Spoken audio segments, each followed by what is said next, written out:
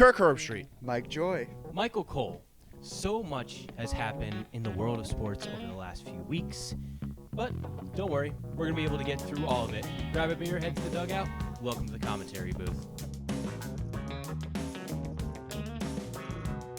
All right, so first, before anything, I want to go into a little bit of a niche sport. Didn't tell these guys I was going to do this, but let's go to wrestling a little bit. All right. WrestleMania recently happened, and, day one sucked.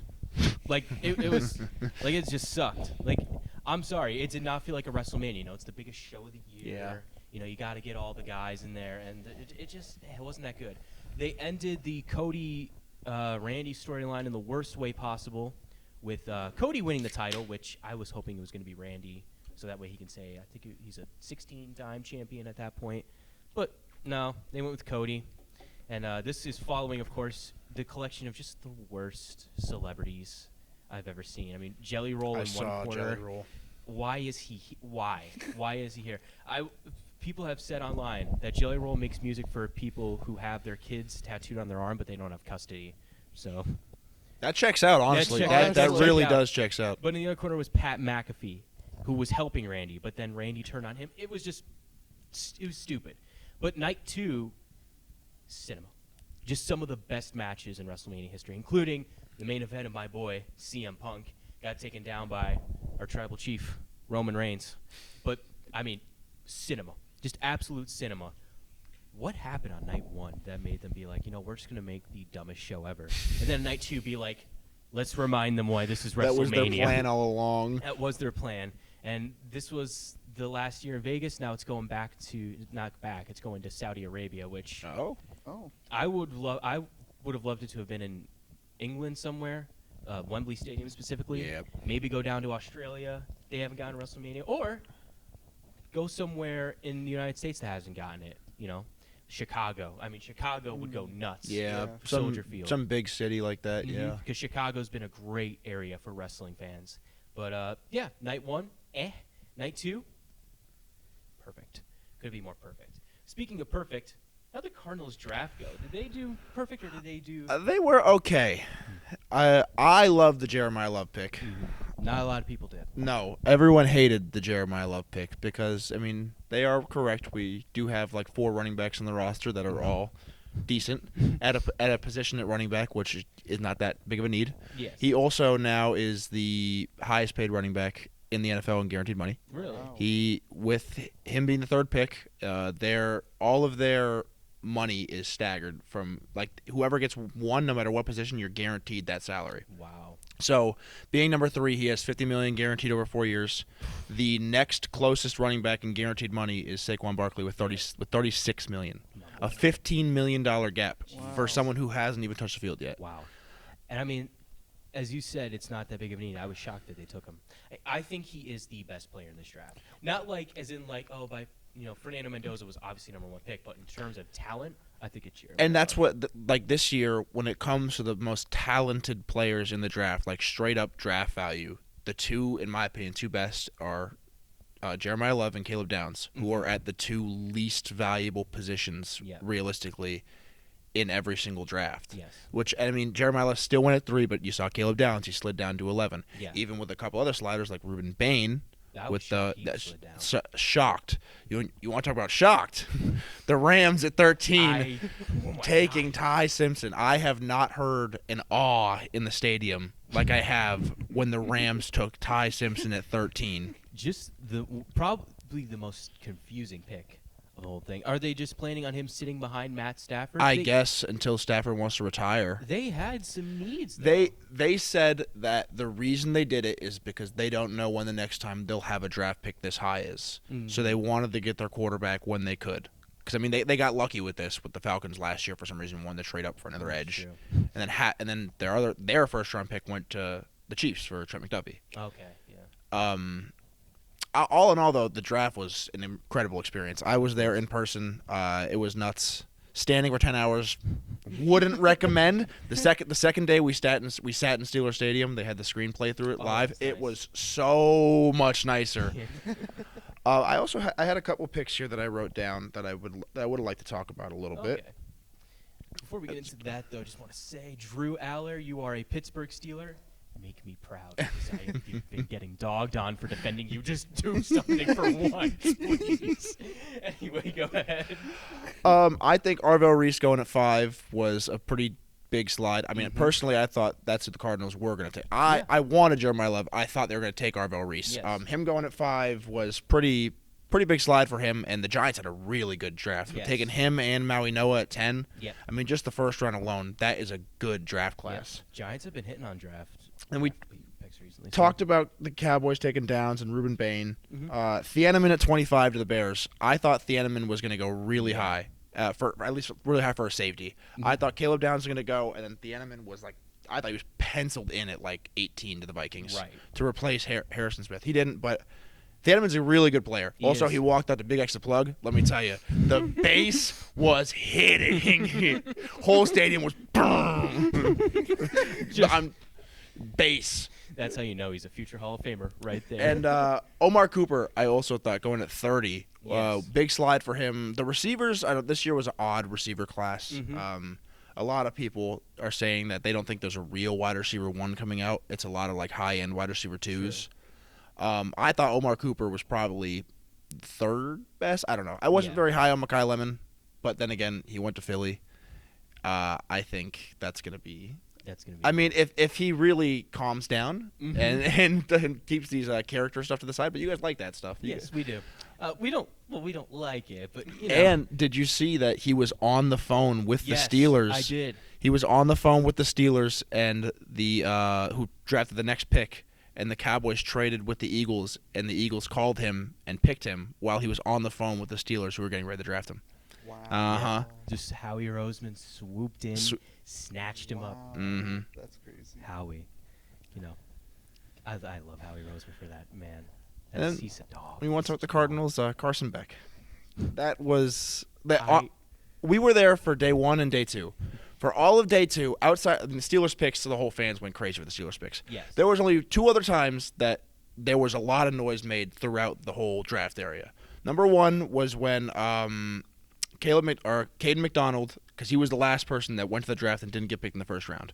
So when he got picked in the second round, everyone got hyped for him because it was like he didn't get picked first day he expected to. Yeah. Everyone was just really happy for him. Yeah. The second one was when Carson Beck got picked. The entire stadium went, huh? The first pick of the third round. I'm telling you, immediately I had about 5 different fans just stare at me going, how you feeling? Not good. Not happy in the slightest. Because, you don't need a quarterback. If we would have took Carson Beck in the 4th round, the 5th round, 6th round, whatever, anywhere down there is fine. Yeah. We had the first pick of the 3rd round and drafted Carson Beck. The first thing I saw was a graphic with all the Cardinals' weapons and Carson Beck at quarterback, and the title was, Who's Going to Stop This Offense? I don't know, 28 teams maybe? I don't know, because Jeremiah Love may change things, but... Someone said, my local high school team, my nephew and his friends, POV, they're 13. Yeah. The weapons we got are good. Yes, quarterback. they do have some good weapons. I think Carson Beck was just kind of a screw it, we'll try and throw him in there, do something, and just a hope and a prayer. I did see that. I was down at Penn State when this happened, and I saw that, and the first thing I thought was, oh, he's not going to be happy Monday. He is not going to be happy when I see him. Like you don't understand, because the first day I was so happy with Jeremiah Love because I wanted that man so bad, just real game changer in there. Maybe we'll get more fans. maybe we'll get a couple Notre Dame fans. And then our second pick, we took Chase Pasanis, a guard. I was happy with that. We needed a line. Cool. And the Carson Beck pick came. And I was like, I knew it was too good to be true. I had too much of a high on day 1. I knew something was going to happen that was just going to ruin my day, ruin my weekend right there. And so Carson Beck is now an Arizona Cardinal. I mean, hey, the draft was really fun this year. Yeah. There was no big surprises other than maybe Ty Simpson. Every team got exactly what they needed. And this draft The- class, it's going to be interesting. The only one that I was really, Jeremiah McCoy sliding down to the 4th round. His injuries must be Yes. really bad Mhm. because he was supposed to be a first-round pick, like penciled in, probably first or second best corner Yep. in the draft this year, and Top 20 pick. he slid to the 4th round. Mhm. Wow. So I'm guessing because he missed all of last year with a torn ACL, and they say he's going to have season-ending surgery next year, so he's going to miss his entire rookie year. Yep.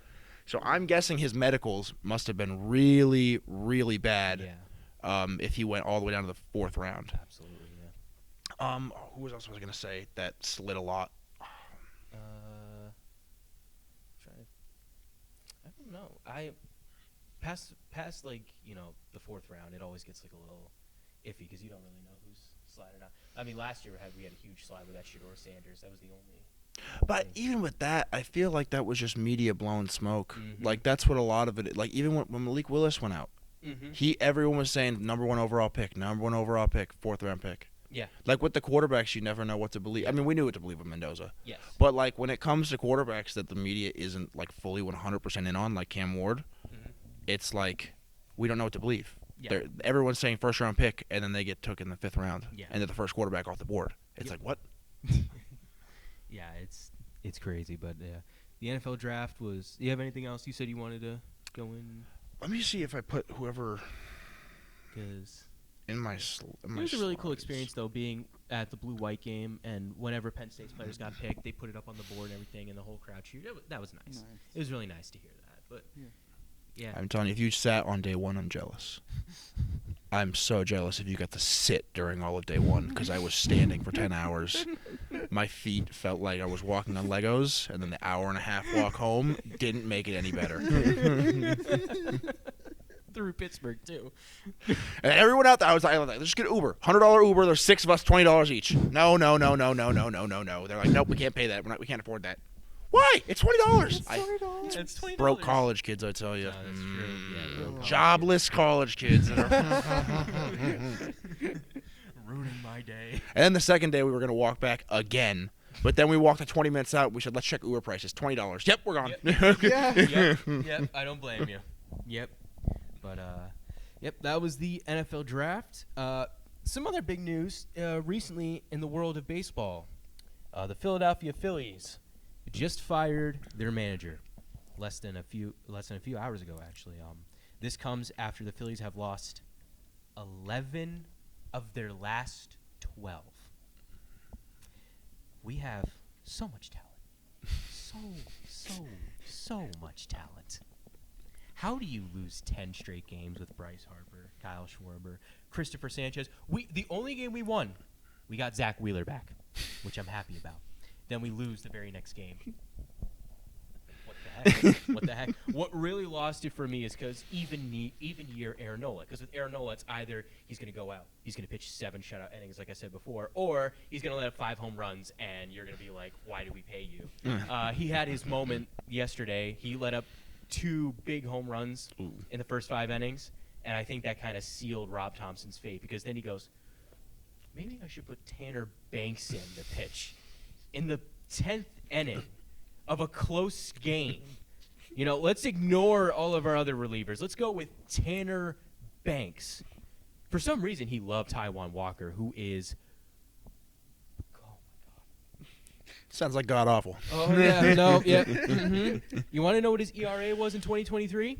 What? 7. Oh, God. 7 for reference, Connor. An average ERA in the Major League Baseball is about 3.5, 3.5. So lower the better. Yeah, lower Double. the better. Yeah. If you let up 4 ERA, you're kind of a bad pitcher. He let up 7.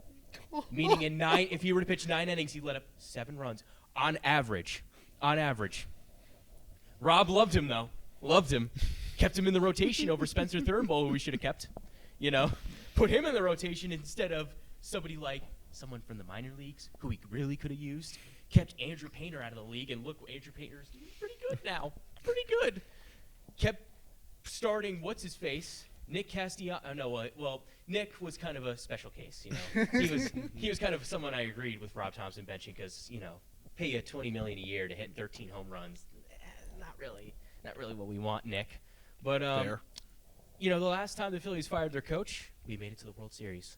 Funny enough, we actually fired Joe Girardi Rob Thompson came in, won more games than any other Phillies coach in their first 100, and got us to the World Series. Maybe this happens again. Maybe we go on a winning streak. Maybe we go on a 13-game winning streak instead of a 10-game losing streak. Second longest in baseball because the Mets still owned us. That was the worst. When the Mets actually won a game and we kept losing, it was like, please, we can't be laughed at by them. Mets fans, no. No, not them. No, stop, please, just stop. Let us get one, just one. But yeah, this is now the second time in less than a year that I have experienced a coach of my team being fired, and it's just been such a long time coming. And now I can only hope that Nick Nurse will happen soon, which NBA playoffs are happening right now. Yes, they are. There has been some shocking results. I saw the Orlando Magic are up 2-1. I thought it was 3-1 after last night. 3. I will double check this. For reference, the Magic are the 8th seed. Okay. Playing the 1 seed. They're the ones. The Wow. Detroit Pistons are the 1 seed. They're beating them. This has happened like 3 times before? Only 3 times, something like that. So, and this was Wow. shocking because the Pistons came in. Yeah, Red hot. the Magic won last night. They Oh were up my 3-1 over the Pistons. Wow. Wow, that's unreal. That's unreal. And So- you said 8 seed. Yeah, 8 seed, the lowest seed. They got in from the play-in. They Play-in. lost to the Sixers. Wow. They had to beat out. Who did they have to beat out? Was it the Hornets? I think so. They destroyed the Hornets. They won game 1, but then the Pistons won game 2, and everyone was like, "All right, so here you go." Pistons Yeah, are Pistons taking coming over. back. And then they won both in Orlando, and now it goes back to Detroit, I believe, with a 3-1 lead. Things could get interesting. Poor Detroit fans. They have Man. went through so much torture. Oh my God. Genuine. There's this one YouTuber called Crispy Flakes who's a Pistons fan, and like for What is it? years and years, you would just watch his draft reaction or his lottery reaction because their draft is different than the NFL. Yeah. Like how the NFL works is if you suck, you get the first overall pick. Worst record gets first, and then it just keeps going down by record. Mhm. When it comes to the NBA, it's odds in a lottery, so it's random. And the Oh. Pistons have been the laughing stock of the NBA outside of the last like 2-3 years. Were the laughing stock of the NBA and could not get a number 1 overall pick to save their life. Mhm. They finally did. They got Cade Cunningham. They got Cade. And now they're losing 3-1, led by the Cade Cunningham. When they finally have some hope. And the Magic are just taking them. I can't believe that they're up 3-1. Watch, he'll probably come back, maybe. But who knows? It's the NBA. My Sixers are doing. Oh my God, awful. Just god awful. We got Embiid back and we lost by 32. Yeah, the Rockets also suck. So it's, Well, you're missing KD, right? The Rockets. They're missing KD. I have a feeling KD is going to want to get traded. Yeah. I have a strong feeling. Again. They talk about James Harden with the trade stuff and everything. KD's just as bad. Yeah, Don't let that KD's man fool you. worse. We were just having this debate in the car on my way home from Pittsburgh. If KD didn't join the Warriors, what's his legacy? Second best ever behind. It's the same as Harden. LeBron, yeah. Probably never gets a ring. Mhm. Same thing as Harden, just gets traded around and around and around the league the whole time, Mhm. trying to ring chase. Yeah. It's the same thing as Harden. Yeah. And I mean, well, here's the thing. KD made the weakest move. His rings, for me, are tainted.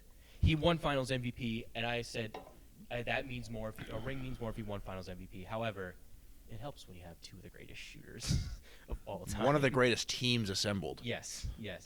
On paper, probably the greatest team of all time. The team with the year before, wasn't that the Warriors team that had the best record Yes, ever 73-9, yep. the best ever record in the NBA? Wow. And here's the thing. That same year, KD went up on them. Mm-hmm. He went up on them, and they came back from a 3-1 lead, and they blew a 3-1 lead in the finals. But and then KD said, "I'm going to go join them," and the entire league was like, "What? What? You can't do that." That's when you got the cupcake allegations. Yep. Mm-hmm. What? Yeah. They called him a cupcake. Yep.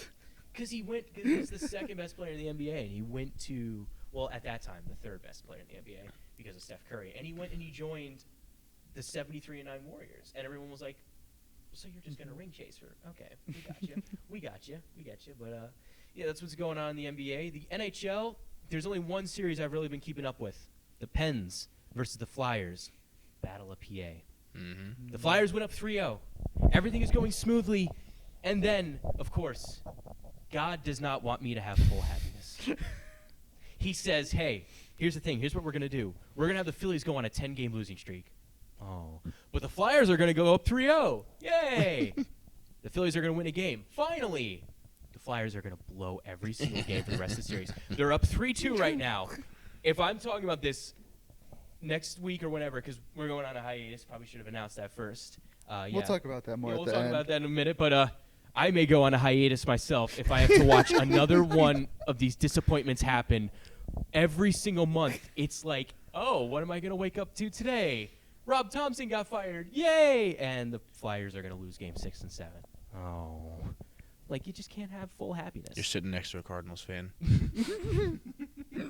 At least you got a Super Bowl. I was going to say. 2 within the past decade. Yeah, that's true. That's true. I should probably count my blessings, but can you just give me one? Just one over the last few months, just to keep my sanity up. Just one. I'll take it. But that's what's been going on in the NHL. Don't really know. Oh, NASCAR. Because Formula One hasn't happened because there's a war going on where there should be races. Yeah. Boo. Which it's interesting that they canceled them and they didn't like change locations. Mm-hmm. Yeah. Well, it probably was like there's so much to do to get like a track like Yeah. Formula One and stuff. But still, it's race week this week. We're going back to Miami, so we'll find out. But what's been going on in the world in NASCAR? Well, I saw NASCAR, a man at Talladega won his first. Yes, Carson Hocevar, which I'll talk about that a little bit later. He may be one of my picks for one of the segments. But let's talk about bingo. Recap the last few weeks. I want to talk about Bristol first. On the podcast episode, which we recorded it before the race at Bristol, I correctly guessed Ty Gibbs would get his first win. Nice. So he's now a Cup Series winner. So looking at the bingo, you and me both, Luke, we got 2 points. Bobby, you got 23. Climb. The climb. Row the boat. Yep. Kansas, Luke, you got 10 points. Nice. I got 6 and Bob 5. I'll take it. Yeah. Not that big of a And then differential. Talladega, which this was a wild card. Luke, you chose Kyle Larson, which he is argued to be one of the best drivers in the world at his worst track. You got 1 point. You finished dead last. I got, where is it? I got 24 points, and you got 18. I'll take it. Totals Middle of the right pack. now are getting close for second. You know, the race for second. The race for second For place. second. I'm at 261. Luke is at 265. Bobby is at 261. 4-point gap. 161. Whatever, 161. Sorry, yeah, 100. I Yeah, was not gonna say, I'm in the 200. lead. There's no way I'm in the Sorry. lead after getting Yeah, 1 point. Yeah, misspoke. 100s. Yeah, I'm in 200. They're at 100s. And yeah. Texas. Bobby, you picked my all pox no brains pick. I'll talk about it later. Cody Ware, 51. He's probably going to finish 36. Ah, great. Luke, you picked Brad Keselowski. Decent, probably top 15. I chose Ross Chastain, which I think he's won at Texas. He does decent amount on halves, so it'll be interesting to see that play out. But yeah, I'll talk about this week's winner, Carson Hocevar. He's definitely one of the next big superstars. He's signed for a large contract. I think He's definitely very popular. I'd yeah, say. he's he drives for Spire, which is an okay team. Mhm. But honestly, I feel like they have the opportunity of becoming like a really good team and contend with Hendrick and Trackhouse's best Chevrolet team. Trackhouse is kind of non-existent right now, but Spire, it's interesting to see the run that they're going on. But yeah, Carson Hocevar, he's signed with them through the 2030s, which is like the next, 4 years? At 3 least. Yeah, 4 years, Yeah. which is Wow. a huge contract. So he's there, and he's going to win a lot of races. I think this breakthrough win is just going to open up the floodgates. And finally, Alex Bowman got top 5. Yes. Finally, finished third. He almost won, but I'm like, afterwards, I'm like hyperventilating. I'm like, he finally got top 5. This season has been agony. Like, Yeah. it's his first top 15 all season. Really? Oh my Top God. 15. Well, he was hurt, but He was Yeah. hurt, but the 3 races before that I was gonna incident, he say. finished in the 30s. yeah, that's not great. Yeah. Not great at all. But Oh, some more NASCAR news. The CEO has changed. It's now Steve O'Donnell, which is a big deal because the France family has been in the lead of the sport since its inception, and this is the first time that the main guy upstairs is not someone from the France family. Oh, wow. Yeah. So it'll be interesting to see any changes that happen in the sport. yes. And speaking of changes, of course, My prayers were answered, guys. Oh. FIA changed the regulations for the Miami Grand Prix, actually. Oh. Speaking of, yes, they're going to allow a faster recharge. Okay. So basically, before it was like you had to, if you pushed, you would get a little punished. Now they're gonna bring that back a little bit. You can push a little bit more. Basically, they answered my prayers, and basically, this is to me translated: we're screwing up. We want to see if we actually screwed up. If it does prove we screwed up, we're gonna go back and then blame it on something else. But yes, Formula One is looking up right now, but. FIA's got some balls. And do you know who else has balls? Who else? The Philadelphia Flyers. That's who has balls. One of the most entertaining playoff series I have seen. I just love, because whenever I'm at work, I'll just check the score. And what'll be funny is I'll see the shots and I'll see, face-off percentage. And then I'll see penalty minutes for both the Penguins and Flyers at like 20 minutes. And it's only the second period. There were... At one point, I'm not kidding, during one single play, with about 4 minutes into the second period, there were 11 minor penalties Oh my God. on one play. And in the penalty box, there were 6 Penguins and 4 Flyers. It was great. But the best for me, the real got balls person, was Travis Konechny, who was slammed down by one of the Penguins players, and he kept pushing him, and the Penguins player just gets up, pretend like nothing happened. Konechny gets up next to him, throws off his gloves and just starts skating around him like a shark circling.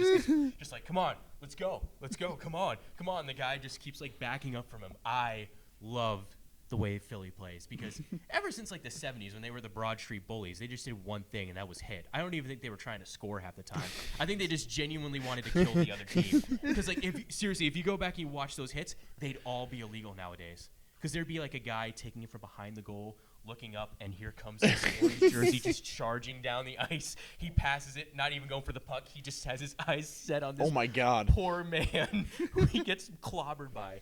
It's the best. And the Flyers have always had that kind of attitude, like attitude of, well, that's just the city of Philly in general.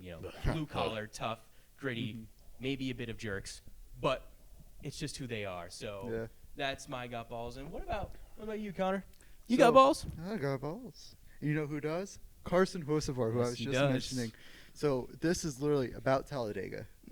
So let's just talk about Carson Hocevar before this moment. He's a young kid, and oh my gosh, he's hilarious.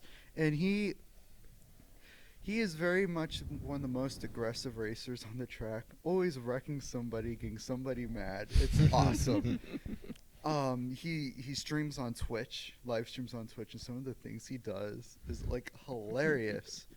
Well, he wins, and for reference, I think he's 6'3", like the tallest NASCAR driver. I actually, my dad and I at Pocono the one year, we did like a special booth viewing, where we met some drivers that drove for Dale Earnhardt Jr. and whatnot. Well, we were walking down the hall, and Carson Hocevar was in the hallway, and he was on crutches at the time. He had a broken leg. He is tall. Like walking past, like my dad, I got in the elevator and went down, and I'm like, he's tall.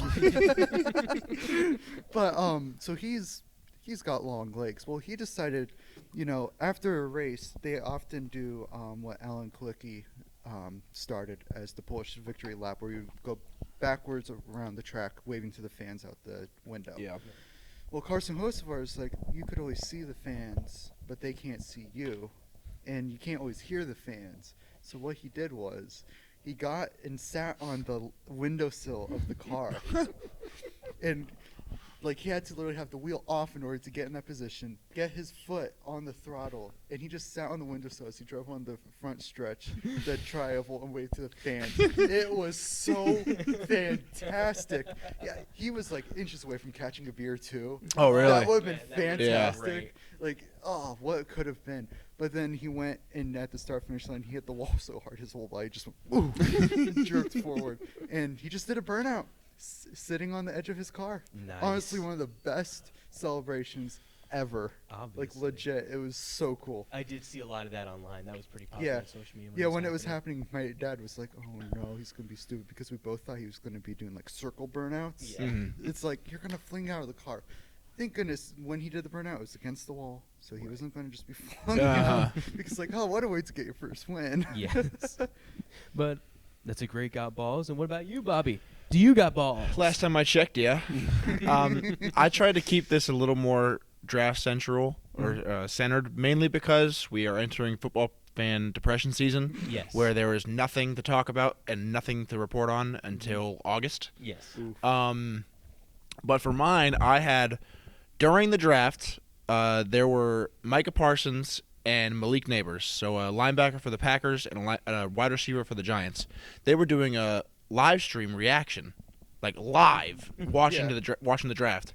And Malik Neighbors, when they made both of their picks, I'm pretty sure, was trash talking the picks live on stream, saying that he didn't like the picks. He would have rather them take someone else.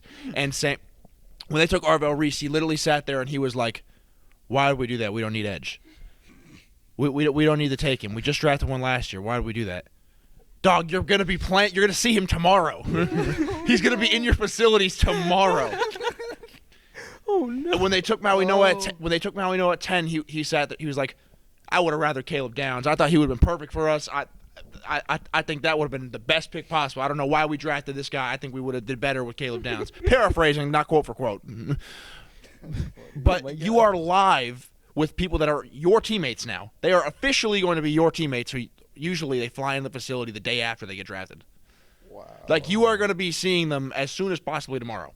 Oh my god! And you're live on stream, trash talking the picks. Gotta respect it. That takes some I balls. was gonna say that takes balls. Gotta respect that. Oh man! Just imagine picking a guy and being like, "What are we doing here, man? What are we doing?" Just like a 40-year-old dad just sitting on his love seat. But instead it's an actual player. That's great. I thought for a second that was gonna be all pockets, no brains, but I have another one for that. Oh no, we'll see another all pockets, no brains. For me, my all pockets, no brains goes to the softest player in NHL history, Sidney Crosby. Quote me on that. Go ahead. Because first of all, after the first game of the Flyers, when we were up 3-2, he just started trying to cross-check everyone. Got into the penalty box in the final minute. Game 2 was even worse. I mean, we just bullied him for that entire game. It was just so funny because I'm not kidding. Anytime I checked at work, the last notification would be blank hit Sidney Crosby. Blank hit Sidney Crosby. He was getting bullied. And then in Game 3, pivotal face-off between the two inside the Flyers territory. One of the players goes by and just flicks his stick up a little bit. Was it on purpose? We don't know. But it hit Sidney Crosby in the face. And Sidney Crosby does the biggest flop I have ever seen. Literally, his arms go down and he just goes face first into the ice. Oh my gosh! Like, are you kidding me? And if you look, the thing hits his face mask, not his chin. It hits here, and he just goes. And so immediately everyone just starts booing him. He gets an embellishment penalty. Everyone was like, "Well, that was an embellishment." If you looked at it, he literally just looked like a corpse, just lying there on the ground after getting slightly tapped by this stick. First of all, and oh my god, the memes were so funny. Someone did one of Sidney Crosby stuck in a glue trap, just laying on the ground, stuck in a glue trap. The memes after that day were great. But yeah, Crosby's just been a little bit of a, I don't want to say the word I'm really thinking, but it starts with a B. This entire series, he's just been, it's okay. We'll get him. We'll get him in either 6 or 7. Hopefully, if the gods will allow me to be happy. Now, what about you, Connor? What's your all pockets, no brains? Cody Ware, Kansas. So, the race at Kansas, stage 1, green. So, for background, stages have a caution. Mm-hmm. Otherwise, it needs to be natural cautions. Well, stage 1, green. Stage 2, green. Stage 3, green. It was green. So it was going to be an entirely green race other than the stage cautions. Mm-hmm.